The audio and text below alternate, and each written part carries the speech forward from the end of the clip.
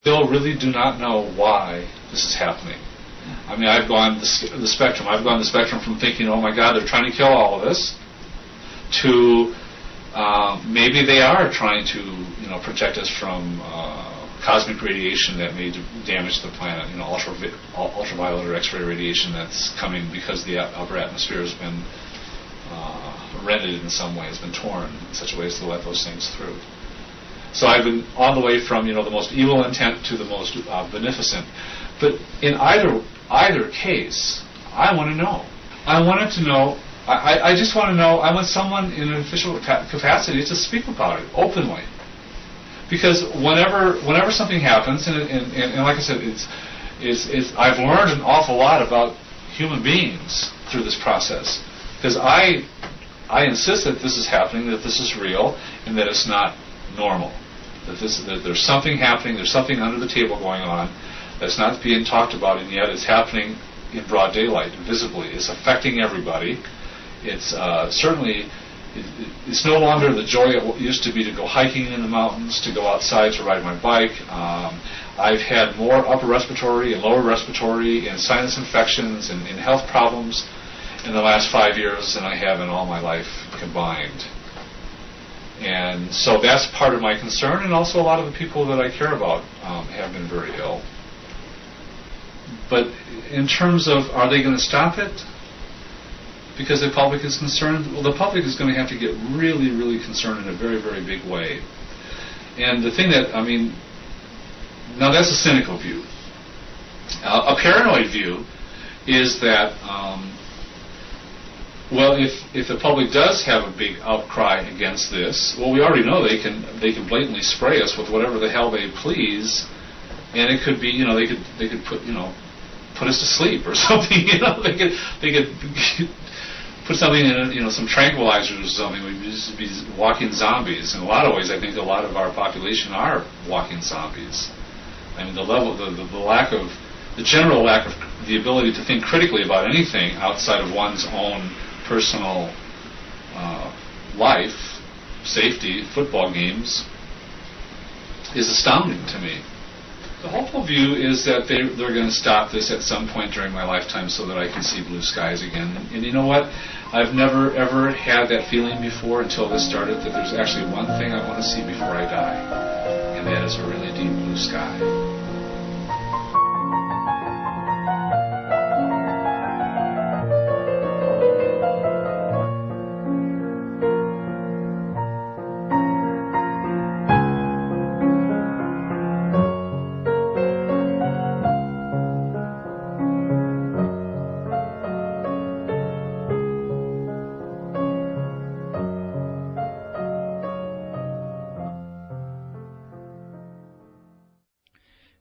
The following is a transcribed interview between Clifford E. Carnicom and Gwen Scott, naturopathic doctor and former CNN broadcaster, recorded in February of 2004.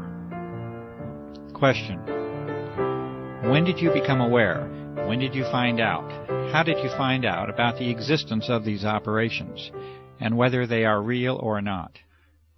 Response: well, it's interesting, because I realized that if I had been any place else on the planet, I might not have noticed.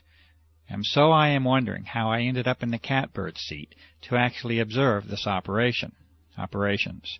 As you know, I live in a very rural area, and when I first moved here, the air was pristine. We had deep, deep blue, azure skies, thousands of stars literally at night. Probably one of the least polluted air supplies in this United States, because New Mexico is a very rural state, very few people, very little industry. It's one of the things that drew me here.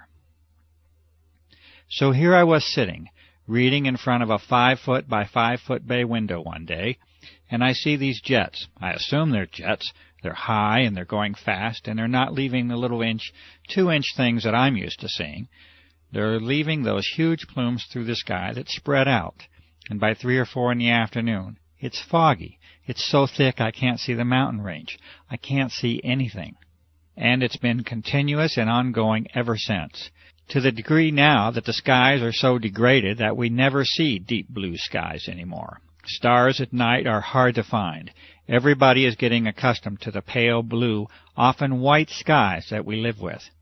But I see them going over, and I've taken hundreds of photographs showing this is not your normal contrail that should dissipate. Question. You notice a distinct change then from the 1990 era? Response. Distinct is not the word. Dramatic, devastating, you can pick out any adjective you want. It is dramatically changed, the atmosphere. Dramatically. Yes, extremely distinct. Question. You live on Native American Indian land here. What is the sense of and the reaction of the Native American community to what is occurring? Well, it's interesting. I figured if anybody would pick up on it, it would be the Native Americans.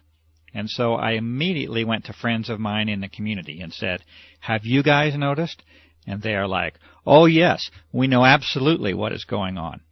In fact, all 13 of the Pueblo governors had a meeting in secret to discuss it, what they would do. Would they come out and protest it openly? What would they do? And after this meeting they determined the following things.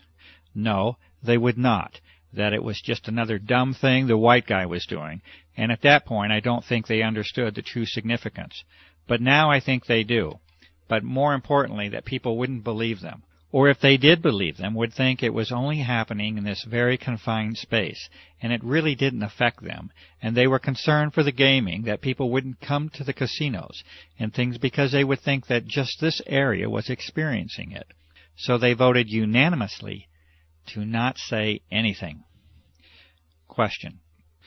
So even the Native American community did not show the level of independence or the level of assertiveness to make this an issue? Response. It was heartbreaking to me. But they're a little more philosophical, too. One of the medicine people that's a friend said to me, "You know, this has been prophesied. We call it the death winds. We always thought that it would be nuclear fallout. But maybe this is the death winds." They have a very skeptical view anyway of what the white man's intentions are. Comment. And with good cause. Response. And with good cause, and with history behind it. So, and they've also lost every battle, basically, they have fought that way. But I think as more and more of them get sick, and they are, there is maybe a wider awakening that this is really, really serious. Question. You have a background in the world of journalism, and specifically broadcast journalism. Can you talk a little bit about that background? And also the relationship of the media to what is occurring, what has failed, what has worked, any efforts that you have made to motivate the media to involve themselves in this, to cover this issue. Response. Yes, well, you and I are friends now, so you know that I was in broadcasting for 30 years. I worked for all 3 affiliated networks, ABC, NBC, CBS, in many of the larger markets, and I culminated my career as an anchor at CNN and Headline News. So the medicine part of me was kind of going along as my passion, and so I made my living and had my career as a broadcaster, and any free time I had was spent studying the medicine, because that was where my true heart lay. So I have over the years a lot of really good contacts in some pretty high places in the media.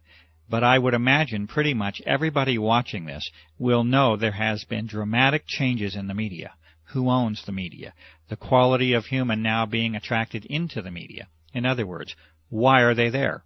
When I started, it was mostly all print folk, and they kind of had to tell us, come on, clean up your act. This is visual.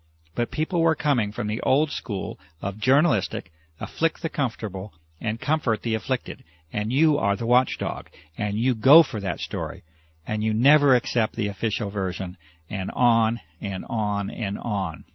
Most of the media and information we get now is owned by only 3 companies. When they deregulated, the FCC deregulated, they allowed these huge, like AOL, Time Warner, to gobble up. So you've got these large entities controlling all the information, whether it's film, radio, okay.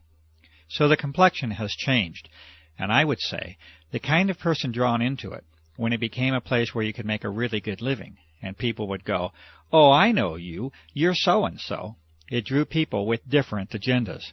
So you don't necessarily have the hardcore, old-fashioned, get the story. I don't care if my hair is a mess.